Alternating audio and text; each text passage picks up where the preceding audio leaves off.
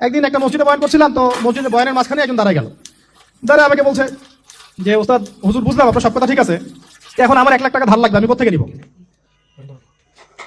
বলেন আসলে উত্তর দিবেন কি?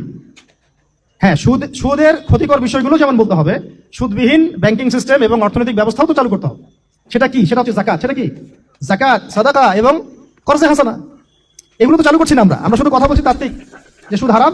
আমিও তো অনেক জায়গায় বলছি, কারণ বলতে হচ্ছে, না আপনার জানাতে তো হবে। সুদের পাপের সবচেয়ে নিম্ন শাখা হচ্ছে মায়ের সাথে জিনা করা, সর্বোচ্চ শাখা হচ্ছে আল্লাহ এবং তার রাসূলের সাথে যুদ্ধ করা।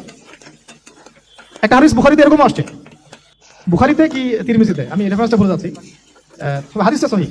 নবী সাল্লাল্লাহু আলাইহি ওয়াসাল্লাম বলেছেন, যে ব্যক্তি 1 দিরহাম সুদ খায় সে যেন 36 বার জিনা করলো। আর আপনারা তো জানেন, এটা আমার বলার দরকার নাই। 4 শ্রেণীর মানুষকে নবী অভিশাপ দিয়েছেন, যে নিজে খায়, তারপরে যে সুদ দেয়, যে লিখে রাখে, যে সাক্ষী থাকে। আমি বলতে চাচ্ছি, আইয়ামে জাহিলিয়াতে